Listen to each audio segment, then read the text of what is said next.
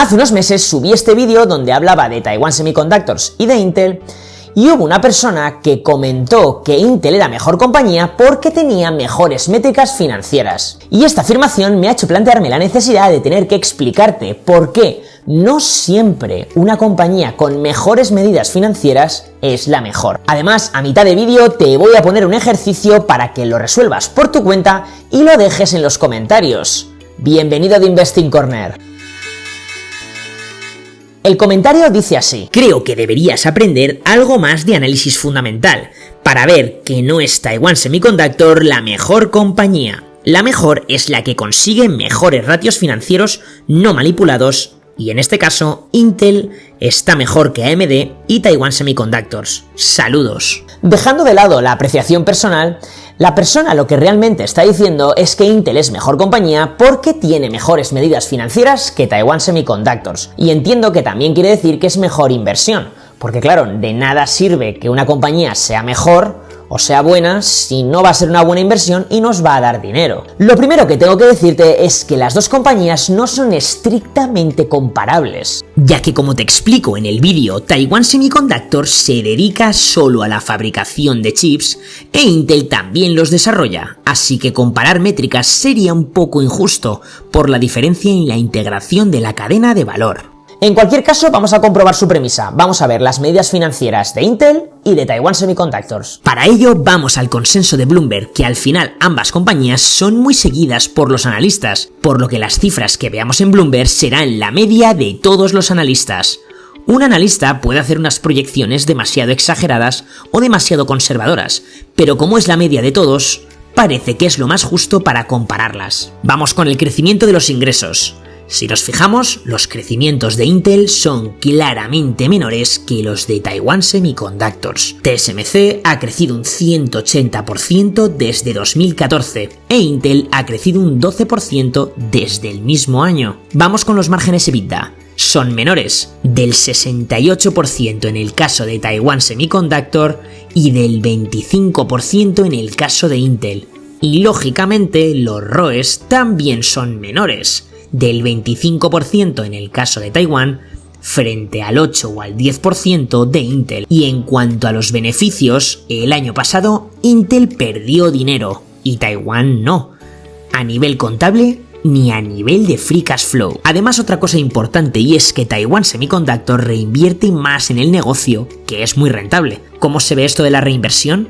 En el ratio de payout, en el payout ratio, que es la división entre el dividendo por acción y el beneficio por acción. Es decir, es la parte del beneficio que se va a pagar dividendos y no se reinvierte en la compañía, lo cual es una sabia decisión porque Taiwán está reinvirtiendo en un negocio con ROEs del 25% y en cambio Intel paga mucho dividendo, por lo que tiene menos para reinvertir en el negocio.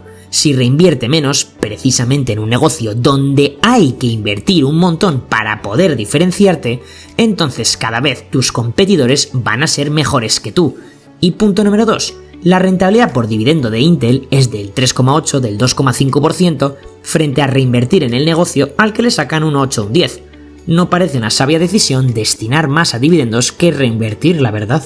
La premisa de este comentario en realidad no es correcta, porque Taiwan Semiconductor tiene todas las medidas financieras mejores que Intel. Pero vamos al fondo de la cuestión.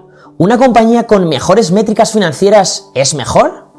Pues sí y no, y ahora entenderás por qué. En primer lugar, ¿qué medida escoges? Porque si coges los márgenes de beneficio, los márgenes EBIT, EBITDA, EBITDA, en realidad no son tan comparables. En la misma industria, una compañía puede hacer una labor de fabricación y otra compañía puede hacer una labor de diseño, más de software.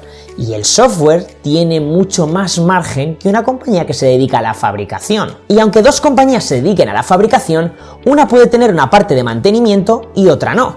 Y la parte de mantenimiento siempre se cobra más cara, por lo tanto los márgenes de beneficio de la parte de mantenimiento son mucho más altos. Por lo que una compañía que haga labores de mantenimiento dentro del grupo, los márgenes de beneficio de esa compañía tenderán a ser superiores. Y podemos encontrarnos una compañía, la compañía A, que no tiene mantenimiento y tiene unos márgenes ligeramente por debajo de otra que tiene mucha labor de mantenimiento, y entonces puedes pensar que la mejor es la de los márgenes más altos, y eso en realidad no será así. Es más, Si la compañía que no tiene mantenimiento tiene prácticamente los mismos márgenes, una de las conclusiones que se puede sacar es que ese negocio es más de nicho y que ese producto que vende es diferencial, porque ni siquiera haciendo las labores de mantenimiento ya tiene prácticamente los mismos márgenes. Y sobre todo porque los márgenes solo son una parte de la película, la otra parte es el capital empleado.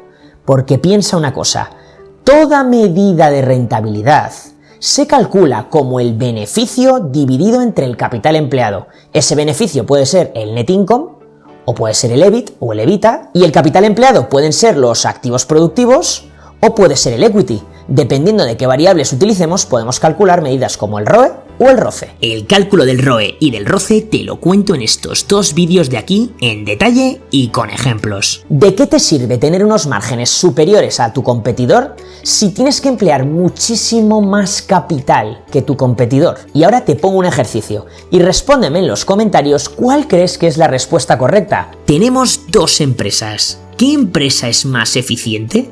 ¿La empresa A, que hace un 20% de ROCE con un capital empleado alto? ¿O la empresa B, que consigue el mismo ROCE del 20% con un capital empleado bajo? Y aquí puedes parar un poco el vídeo antes de oír la respuesta. La respuesta es que la mejor es la A, porque con una intensidad en capital mucho más alta logra obtener una rentabilidad igual de alta que la otra, por lo que el beneficio de la empresa A es mucho mayor en proporción al capital empleado. Es probable que sus márgenes sean mucho más altos. Es decir, que no vale coger cualquier medida, no puedes coger los márgenes de beneficio, pero una cosa que sí puedes hacer es coger la rentabilidad de la compañía. Puedes coger el ROE o el ROCE de la empresa y ver si el negocio o la compañía, depende de cómo calcules el ROCE, es mejor o peor, para ver si tiene más calidad o menos. Y puedes pensar, entonces las métricas sí que afectan, porque una compañía con un ROE del 30% tendrá mejor negocio, mejor compañía, que una de un ROE del 10%. Pero esto realmente tampoco es así, porque una compañía con un ROCE o un ROE alto quiere decir que su negocio o la compañía en total, depende de cómo calcules el ROCE o el ROE, quiere decir que es más rentable, es muy rentable. Pero esto no nos dice nada en cuanto a la rentabilidad del inversor.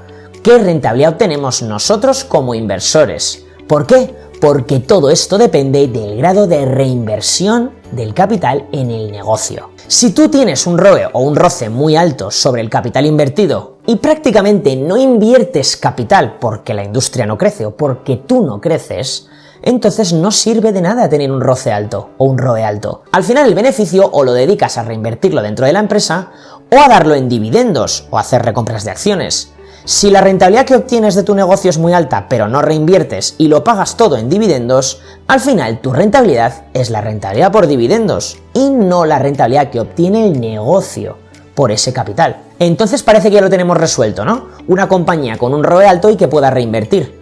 Pues la realidad es que tampoco es suficiente, porque lo realmente importante es la tendencia de ese ROE y de ese ROCE. Lo que importa es que la rentabilidad vaya al alza y no a la baja. Os he hecho una pequeña encuesta que no era fácil, la verdad, tenía un poco de trampa, y la respuesta realmente correcta es la 3. La 2 es correcta a priori, pero podría no serlo, y ahora lo vamos a ver. En cualquier caso, os doy a todos la enhorabuena y en especial a los que hayáis respondido bien la pregunta 3. Te apuesto lo que quieras a que ganamos más dinero en una compañía con un ROE del 10%, pero que todos los años va creciendo y en 5 o 10 años es del 20 o del 30%, frente a otra compañía que tenga un ROE del 30% y vaya cayendo todos los años. Por muy alto que sea, realmente lo que importa es la tendencia. Que veas que esa compañía no para de mejorar sus métricas financieras y no la foto de una métrica de un año o de 2 años. Pero hay más razones para pensar que una métrica financiera, incluso si hablamos del ROE o del ROCE, tampoco nos indica si esa compañía comparablemente frente a otra es mejor o peor. Los márgenes y los retornos no los puedes ver de forma aislada, los tienes que ver dentro de un contexto, dentro del contexto del sector o de la actividad, aunque sea dentro del mismo sector, de la actividad que realiza. Y te pongo un ejemplo un poco extremo para que se entienda. Una compañía de IT Services, de servicios de IT, con márgenes del 10-11%, en realidad está en la parte alta, no son los márgenes más altos que he visto, pero está en la parte alta. Por lo que si te encuentras una compañía industrial con márgenes del 13%, puedes pensar que la compañía industrial es mejor. Pero la realidad es que dentro del sector de IT Services, esa compañía está en el rango alto. Y esa compañía industrial no está en el rango alto. Las compañías industriales muy de nicho logran márgenes de beneficio por encima del 20%. Por lo tanto, realmente esa compañía de IT Services está mucho mejor valorada y es mucho mejor compañía y de más calidad dentro de su sector y como global. Prefiero invertir en esa compañía que tendrá probablemente más calidad que en la otra. Pero quédate con la idea fundamental. Lo realmente importante es la tendencia. Siempre vamos a preferir una compañía con márgenes EBIT del 2% que pasan al 10% y que crece lo mismo que otra empresa con márgenes del 20% pero que van a ir al 10%. En el primer caso, los beneficios crecerán mucho más rápido que los ingresos y el múltiplo de cotización se expandirá, es decir, será cada vez más alto. Y en el segundo caso, los beneficios crecerán más lentos que los ingresos y el múltiplo de cotización será cada vez menor.